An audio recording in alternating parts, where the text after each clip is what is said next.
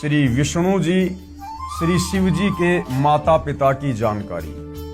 तत्व ज्ञान के अभाव में सदियों से हमारे तमाम धर्म गुरुओं ने, आचार्य शंकराचार्यों ने ब्रह्मा विष्णु महेश जी के विषय में हमें यही बताया, यही पढ़ाया, यही समझाया कि ब्रह्मा विष्णु महेश ही इस सृष्टि को चला रहे हैं। ब्रह्मा जी सृष्टि की उत्पत्ति करते हैं, विष्णु जी इसका पालन पोषण करते हैं और शंकर जी फिर संहार करते हैं। ये तीनों देवता ही सर्वश्रेष्ठ हैं, इनसे ऊपर कोई भगवान नहीं है, कोई परमात्मा नहीं है। अब भाइयों और बहनों विचार करो, ये तीनों देवता भी सर्वश्रेष्ठ कहाँ हुए जो इन तीनों देवताओं को एक एक कार्य करना पड़ रहा है।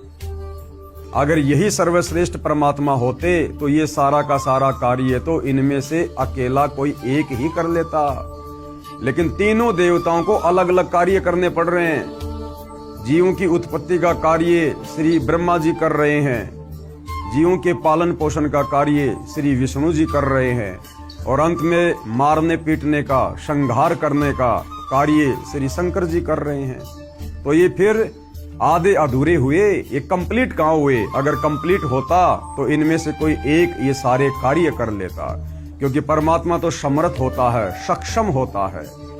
तो भाइयों और बहनों, हमारे धर्मगुरुओं को हमारे ही धर्मशास्त्रों का ज्ञान नहीं था, क्योंकि ये ज्ञान तत्वदर्शी संत की शरण ग्रहण किए बिना नहीं हो सकता। हमारी बुद्धि नहीं खुल सकती। हम सब जीव कैटेगरी के प्राणी हैं, वो चाहे हमारे धर्मगुरु हो, चाहे 33 करोड़ देवी देवता हो, चाहे ब्रह्मा विष्णु महेश हो, हम सब जीव कैटेगरी में हैं। और ये कार्य स्वयं परमात्मा ही संत रूप धारण करके, तत्वदर्शी संत का रूप धारण करके, वो परमात्मा परम अक्षर ब्रह्म, सच्चिदानंद घन ब्रह्म, वो कबीर देव, वो परमेश्वर स्वयं ही इस भेद को आकर खोलते हैं। बाकी जीव के बस की बात नहीं कि जीव इन शास्त्रों को पढ़कर, इनके सार को निकालकर अन्य प्राणियों को समझा सके या खुद समझकर सत भक्ति कर सके। तो आज से पहले तो भाइयों और बहनों, आप और हमारे लिए सदियों से यही एक बहुत बड़ी पहेली बनी हुई थी कि ब्रह्मा विष्णु महेश ये अजन्मा हैं, सर्वेश्वर हैं, महेश्वर हैं, इनके कोई माता पिता नहीं है, इन्होंने सबको उत्पन्न किया है। जबकि ये हमारे पवित्र धार्मिक ग्रंथ चीख चीख कर इस बात की गवाही दे रहे हैं। खुद श्री ब्रह्मा जी, श्री विष्णु जी और श्री शंकर जी श्री देवी भागवत महापुराण में स्वीकार कर रहे हैं कि भैया हम तीनों का जन्म और मरण होता है, हम नित्य नहीं हैं, अविनाशी नहीं हैं, और हमारे तो माता पिता भी हैं, और हम तो किसी और शक्ति के अधीन होकर एक एक कार्य कर रहे हैं। ब्रह्मा जी उत्पत्ति का, विष्णु जी पालन का, शंकर जी संहार का। और इन्हीं धर्मशास्त्रों को हमारे धर्मगुरु दिन रात चश्मे लगा लगा के पढ़ा करते थे, लेकिन वो निष्कर्ष निकाल कर ना तो खुद समझ पाए और ना आम समाज में वो सच्चाई पेश कर पाए। क्योंकि कबीर परमात्मा कहते हैं कि गुरु बिन काहू न पाया ज्ञाना, और ज्यों थोथा बुश छिड़े मूड किसाना। तो भाइयों और बहनों, अब हमें वो सच्चा गुरु मिला है, तत्वदर्शी गुरु मिला है, और अब उन्होंने सारे के सारे भेद निष्कर्ष इन धर्मशास्त्रों के निकाल कर टीवी चैनलों पर और पुस्तकों के माध्यम से सार्वजनिक कर दिए हैं। अब यदि किसी ने अपनी आत्मा का कल्याण करवाना होगा तो इन धर्म ग्रंथों में लिखी सच्चाई को स्वीकार करेगा और सत भक्ति करके अपनी आत्मा का कल्याण करवाएगा। अन्यथा भाई, इस काल के लोक में जन्म और मरण ये अटल नियम है, अटल सिद्धांत है। 84 लाख योनियां भोगो, 84 लाख योनियां भोगने के बाद परमात्मा का विधान है एक मनुष्य जन्म देता ही देता है। उस मनुष्य जन्म को फिर हम इसी प्रकार से बर्बाद कर जाएंगे, फिर 84 लाख योनियों में जाएंगे, फिर नरक भोगेंगे। ये चक्कर युगों युगों से चलता आ रहा है। और यदि आज हमने आंखें नहीं खोली, सतगुरु रामपाल जी की शरण ग्रहण करके शास्त्र अनुकूल सत भक्ति की शुरुआत नहीं की, तो ये जन्म मरण और लक 84 का चक्कर भाइयों और बहनों हमारा अंत काल तक चलेगा, नहीं मिटेगा। तो सतगुरु रामपाल जी हमें क्या जानकारी दे रहे हैं श्री ब्रह्मा विष्णु महेश जी के माता पिता के विषय में, इनकी जन्म और मृत्यु के विषय में। प्रश्न नंबर 28। अब हिंदू समाज के भाई बहन सतगुरु रामपाल जी से प्रश्न कर रहे हैं काफी कुछ जानने और समझने के बाद, कोई ये प्रमाण दिखाओ कि श्री ब्रह्मा जी, श्री विष्णु जी तथा श्री शिव जी के माता पिता हैं। ऊपर इस पुस्तक के ऊपर 10 वीडियो बन चुके हैं और काफी कुछ जानकारी सतगुरु रामपाल जी ने हिंदू भाई बहनों को हिंदू धर्मशास्त्रों से दिखाई तो उनकी आंखें खुलने लगी और अब उनकी जिज्ञासा आगे से आगे अध्यात्म को जानने की हो रही है। तो उसी जिज्ञासा के अंतर्गत उन्होंने सवाल किया सतगुरु रामपाल जी से। जब सतगुरु रामपाल जी ने कहा कि भैया आपके ब्रह्मा विष्णु महेश, इनके तो माता पिता हैं, इनके तो जन्म मृत्यु होती है, इनका खुद का मोक्ष नहीं है, ये खुद भी लक 84 योनियों में जाते हैं, नरक भोगते हैं। तो फिर हिंदू श्रद्धालुओं ने पूछा जी इसका कोई प्रमाण दिखाओ कि श्री ब्रह्मा जी, श्री विष्णु जी तथा श्री शिव जी के माता पिता हैं। तो सतगुरु रामपाल जी प्रमाण दिखा रहे हैं। श्री देवी महापुराण, ये गीता प्रेस गोरखपुर से प्रकाशित है। इसके 3रे स्कंद के अध्याय 4 और 5 में श्री विष्णु जी ने अपनी माता दुर्गा की स्तुति करते हुए कहा है कि हे मात, यानी भगवान विष्णु जिसको हम पूर्ण परमात्मा मान रहे थे, अजन्मा मान रहे थे, और इस श्री देवी महापुराण में श्री विष्णु जी खुद देवी दुर्गा को माता कहकर संबोधित कर रहे हैं। और क्या कह रहे हैं? हे मात, आप शुद्ध स्वरूपा हो, सारा संसार आपसे ही उद्भाषित हो रहा है। यानी विष्णु जी कह रहे हैं कि हे माता दुर्गा, ये सारा संसार आपसे ही चलायमान है, हम आपकी कृपा से विद्यमान हैं। विष्णु जी कह रहे हैं कि मैं, ब्रह्मा और शंकर, हम तीनों तो आपकी दया से विद्यमान हैं। मैं कौन? विष्णु जी। मैं ब्रह्मा और शंकर तो जन्मते मरते हैं। अभी भाई और बहनों आपको मौखिक दिखाया जा रहा है, आगे आपको इसी देवी महापुराण से दिखाया जाएगा। खुद श्री विष्णु जी स्वीकार कर रहे हैं कि मैं, ब्रह्मा और शंकर तो जन्मते और मरते हैं, हमारा तो जन्म और मृत्यु होता है, हम अविनाशी नहीं हैं। हमारा तो आविर्भाव यानी जन्म तथा तिरोभाव यानी मृत्यु हुआ करता है। विष्णु जी कह रहे हैं कि हे माते, हमारा तो जन्म और मृत्यु होता है, हम अविनाशी नहीं हैं। अविनाशी यानी जिसकी कभी मृत्यु ना हो।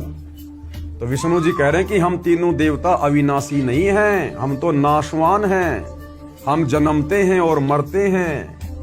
तुम ही जगत जननी और सनातनी देवी हो और प्रकृति देवी हो।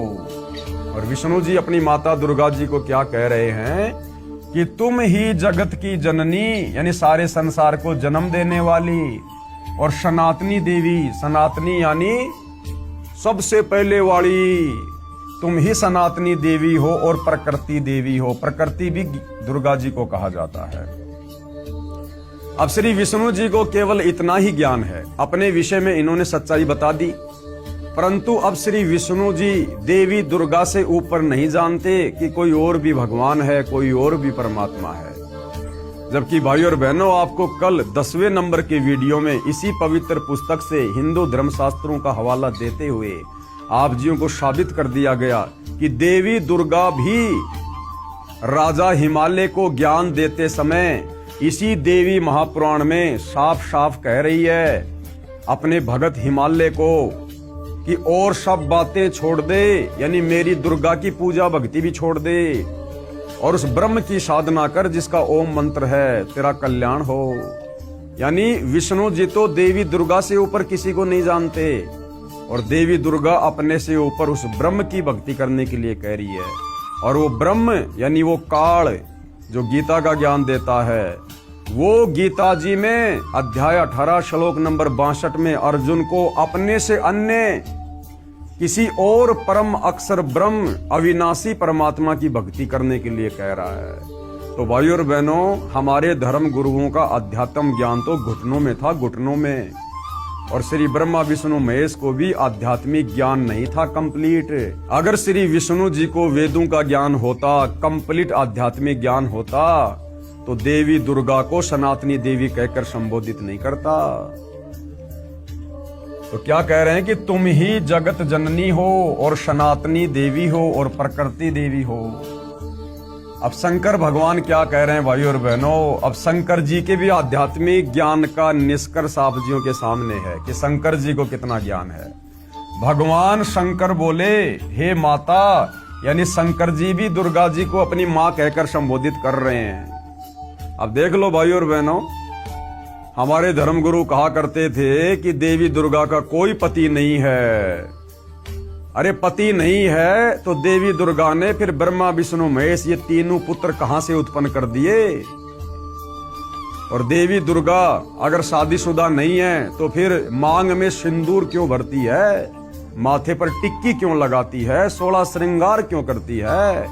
अगर उसका पति नहीं है तो फिर हम उसको माता क्यों कहते हैं, बहन क्यों नहीं कहते। तो भाई और बहनों, अध्यात्म की कमी के कारण अब भगवान शंकर बोले, हे माता, विष्णु के बाद उत्पन्न होने वाला ब्रह्मा जब आपका पुत्र है तो क्या मैं तमोगुणी लीला करने वाला शंकर तुम्हारी संतान नहीं हुआ, अर्थात मुझे भी उत्पन्न करने वाली तुम ही हो। अब शंकर जी ने भी बिल्कुल निष्कर्ष दे दिया। भाई विष्णु जी ने तो पहले कह दिया कि तुम जगत जननी हो, सनातनी देवी हो, हम तो जन्मते और मरते हैं, हे माता। उसके बाद शंकर जी भी कह रहे हैं कि हे माता, जब ब्रह्मा और विष्णु भी तुम्हारी संतान है, तुम्ही से उत्पन्न हुए हैं, तो क्या मैं तमोगुणी लीला करने वाला शंकर क्या तुम्हारी संतान नहीं हुआ, अर्थात मैं भी तुम्ही से उत्पन्न हूं। शंकर जी ने भी फाइनल कर दिया कि मेरी भी माता यही दुर्गा है, मुझ शंकर का जन्म भी दुर्गा देवी से हुआ है। एक बार ध्यान से पढ़िए। भगवान शंकर बोले, हे माता, विष्णु के बाद उत्पन्न होने वाला ब्रह्मा जब आपका पुत्र है तो क्या मैं तमोगुणी लीला करने वाला शंकर तुम्हारी संतान नहीं हुआ, अर्थात मुझे भी उत्पन्न करने वाली तुम ही हो। इस देवी महापुराण के उल्लेख से सिद्ध हुआ कि श्री ब्रह्मा जी, श्री विष्णु जी तथा श्री शंकर जी को जन्म देने वाली माता श्री दुर्गा देवी अर्थात अष्टंगी देवी यानी 8 भुजा वाली देवी है और तीनों नाशवान हैं। और ये तीनों ब्रह्मा विष्णु महेश तो नाशवान हैं, क्योंकि जिसका जन्म होता है उसकी मृत्यु भी होती है, वो अविनाशी नहीं हो सकता। अब भाइयों और बहनों, आपको ये प्रमाण दिया जाएगा, हिंदू धर्मशास्त्रों से प्रमाण दिया जाएगा। पेश है श्रीमद् देवी भागवत यानी देवी पुराण, इसके 3रे स्कंद के अध्याय 4 और 5 से संबंधित प्रकरण की फोटोकॉपी। संक्षिप्त देवी भागवत आपकी आंखों के सामने है, देखिएगा। श्री विष्णु जी कह रहे हैं दुर्गा जी की स्तुति करते हुए, तुम शुद्ध स्वरूपा हो, ये संसार तुम्ही से उद्भासित हो रहा है। विष्णु जी कह रहे हैं कि हे माता दुर्गा, तुम शुद्ध स्वरूपा हो और ये सारा संसार तुम्ही से प्रकाशमय है। मैं यानी विष्णु, ब्रह्मा और शंकर हम सभी तुम्हारी कृपा से विद्यमान हैं। हमारा आविर्भाव यानी जन्म और तिरोभाव यानी मृत्यु हुआ करता है। केवल तुम ही नित्य हो यानी तुम ही सदा रहती हो, जगत जननी हो, प्रकृति और सनातनी देवी हो। विष्णु जी ने क्लियर कर दिया कि भैया हम तो तीनों जन्मते और मरते हैं। अब भगवान शंकर क्या कह रहे हैं? शंकर जी कह रहे हैं, भगवान शंकर बोले, देवी यदि महाभाग विष्णु तुम्ही से प्रकट हुए हैं, यदि विष्णु जी का जन्म तुम्ही से हुआ है, तो उनके बाद उत्पन्न होने वाले ब्रह्मा भी तुम्हारे ही बालक हुए। फिर मैं तमोगुणी लीला करने वाला शंकर क्या तुम्हारी संतान नहीं हुआ, अर्थात मुझे भी उत्पन्न करने वाली तुम ही हो। शिवे यानी दुर्गा, संपूर्ण संसार की सृष्टि करने में तुम बड़ी चतुर हो। अपनी इच्छा के अनुसार क्रीड़ा करती और शांत भी हो जाती हो। इस संसार की सृष्टि, स्थिति और संहार में तुम्हारे गुण सदा समृत हैं। यानी ब्रह्मा जी को जो रजोगुण मिला हुआ है, जिससे ब्रह्मा जी संसार की सृष्टि करते हैं, कह रहे हैं कि हे दुर्गा देवी, ये आपसे ही मिला हुआ है। और स्थिति यानी विष्णु जी को जो शतोगुण मिला हुआ है, जिसके कारण वो पालन पोषण करते, स्थिति को बना के रखते हैं, तो कह रहे हैं वो स्थिति यानी वो शतोगुण भी आप देवी दुर्गा से ही मिला हुआ है। और संहार में यानी श्री शंकर जी जो कि तमोगुण है, जो संहार करते हैं, तो कहते हैं शंकर जी को संहार करने की क्षमता भी तुम्ही से मिली हुई है। उन्हीं तीनों गुणों से उत्पन्न रजगुण ब्रह्मा, सतगुण विष्णु, तमोगुण शिव जी। तीन गुण कौन से? रजगुण, सतगुण, तमगुण। उन्हीं तीनों गुणों से उत्पन्न हम ब्रह्मा, विष्णु एवं शंकर नियम अनुसार कार्य में तत्पर रहते हैं। नियम अनुसार, नियम अनुसार का मतलब है अपनी इच्छा से हम कुछ नहीं करते। आपने हमें जो ड्यूटी दे रखी है, जो कार्य दे रखा है, एक एक ये गुण देकर ब्रह्मा जी को रजोगुण युक्त बनाकर, मुझे शतोगुण बनाकर और शंकर जी को तमोगुण बनाकर आपने जो ये ड्यूटी दे रखी है, स्थिति की, उत्पत्ति की और संहार की, कह रहे हम तीनों देवता आपके अधीन होकर नियम अनुसार यानी जो आपकी आज्ञा होती है, हम तो कार्य में तत्पर रहते हैं। तो भाइयों और बहनों, इस छोटे से प्रकरण में ये स्पष्ट कर दिया कि ब्रह्मा विष्णु महेश की जन्म और मृत्यु होती है, ये अविनाशी नहीं है। दूसरा मैटर, ये देवी दुर्गा, ये देवी दुर्गा इन तीनों की माता है। नंबर 3, ये तीनों देवता एक एक गुण युक्त हैं। रजगुण ब्रह्मा, सतगुण विष्णु और तमोगुण शिव जी। इतने सारे कंसेप्ट इस छोटे से प्रकरण में क्लियर कर दिए हैं। जो भाई ये सवाल कर रहे थे कि भाई दिखाओ हमें कोई प्रमाण कि ब्रह्मा विष्णु महेश की माता कौन है, तो भाई हिंदू धर्मशास्त्र में जिसकी कथा हमारे धर्मगुरु आए दिन करते रहते हैं, श्री देवी महापुराण, इसी में साफ साफ आपको लिखा हुआ दिखा दिया है। मन में कोई शंका हो तो बाजार से गीता प्रेस गोरखपुर से प्रकाशित जिस श्री देवी महापुराण का आपको हवाला दिया गया है, आप जी लाकर देख सकते हैं।